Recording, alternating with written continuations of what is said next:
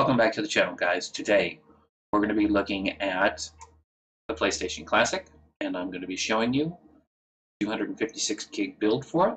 So let's jump right in.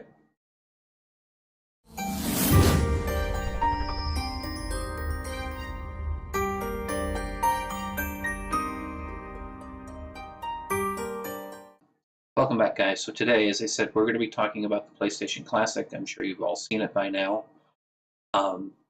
With the simple flash drive that you can add more to it. Today I'm going to be showing you my 256 gig build for it. I did not use a flash drive. I used a micro USB with an adapter. It seemed to work out better for me. A flash drive I've used turned out to be a pain. But first I want to give a huge shout out to Paul, who had gotten me this PlayStation Classic as a Christmas gift.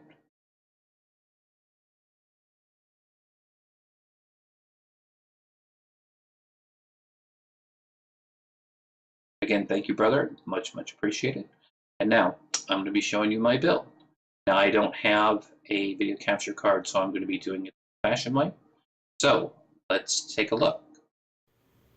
Alright guys, welcome back. As I said, I don't have a capture card, so we're going to be doing this a little old school, but let's jump right in. Now it boots like normal.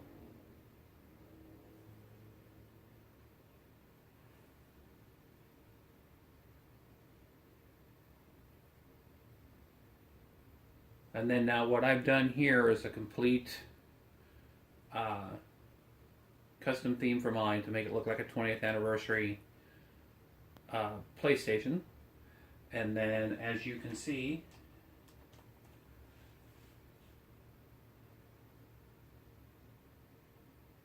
there are 461 PlayStation games. This is on a 256 gig card. Now, I often get asked, flash drive versus micro SD. In my experience, the micro SD cards work better. I'm using just a cheap micro SD card adapter from an R4 card that I got that came from China.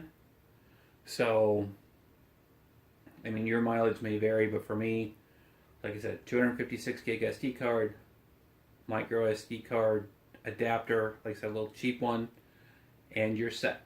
So anyway, as you see, there's 461 PlayStation games. And then I'm going to show you the carousel first. And and it's quick. You would think with that many games that it takes a long time to get into, but it really doesn't. As you see, it took, 4 or 5 seconds, and maybe a total of 15 to get from the menu to the actual game list itself. And then there you go.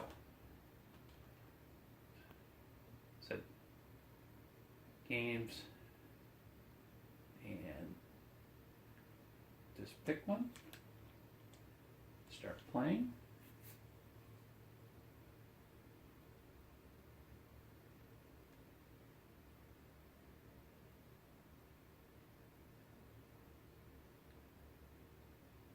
And there you are.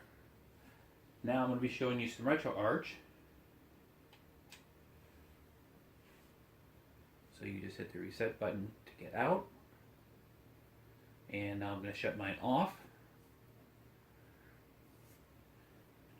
Go back in. Now this time I'm going to be showing you RetroArch. Now RetroArch, I have 29 retro systems, including arcade games.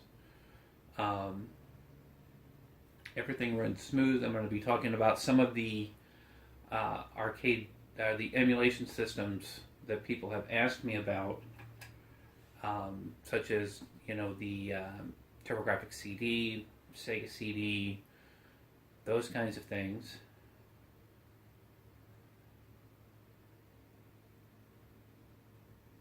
So once we get back in here, and then we go into RetroArch. And boom, we're in. Now this is my build of RetroArch here. So you see I have Atari games, Atari 2600, 7800, Atari Lynx, WonderSwan Color, WonderSwan, CPS-1, CPS-2, ColecoVision. This is my Neo Geo and some arcade games. You have Vectrex, You have the Odyssey 2, more arcade games, more arcade games, more arcade games.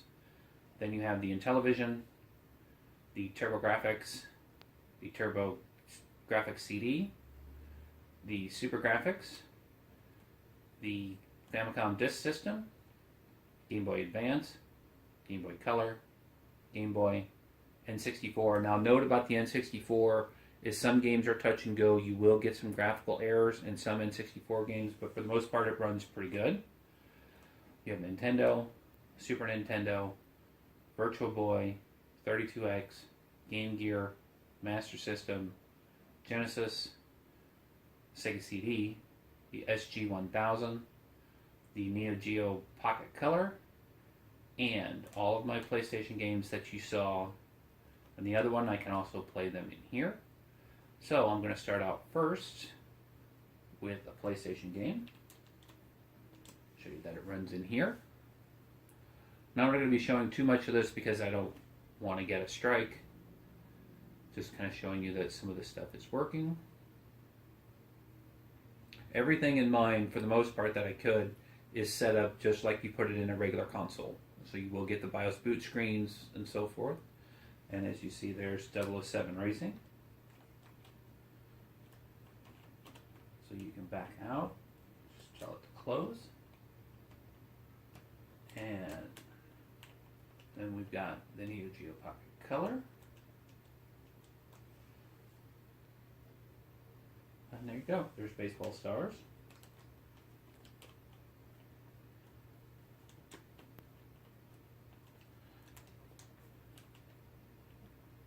And let's find a good SG-1000 game. Cracker Pop's a good game.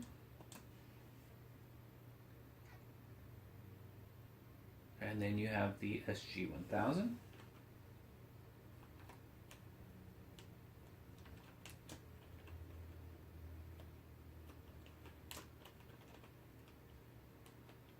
Oh, use Spider-Man.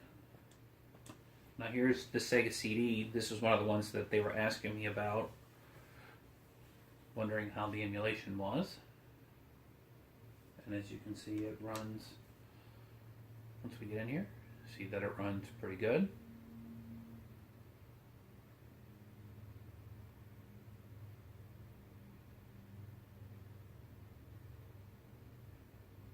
Wait a second for it to get in here, and boom. There you go.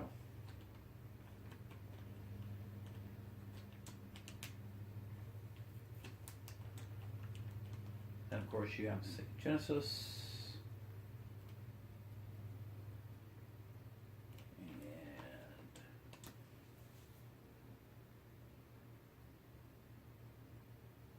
Like I said, I did my best to make everything look like you were playing it on the actual hardware. And boom.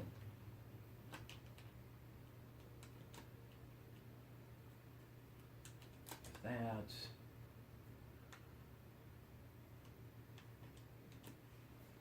Some Sega Master System.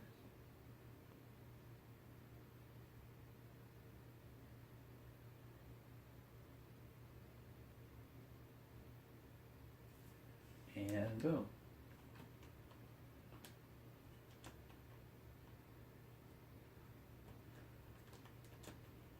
Now I'm not going to go through all of these, but I will show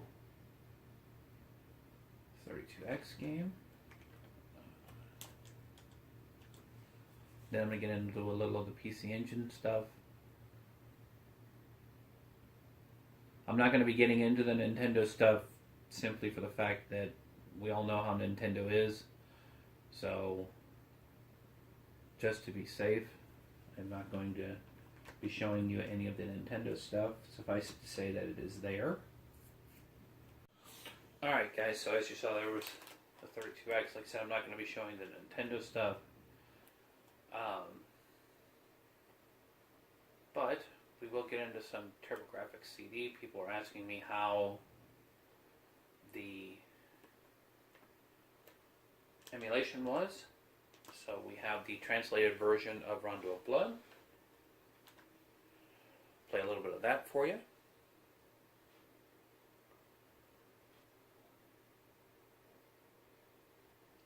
So as you see, it boots up just fine.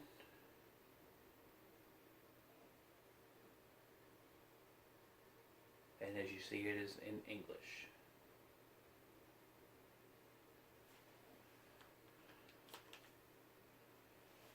Wait for the beginning there. And there you go. Unfortunately, you can't bypass the opening. So there's that.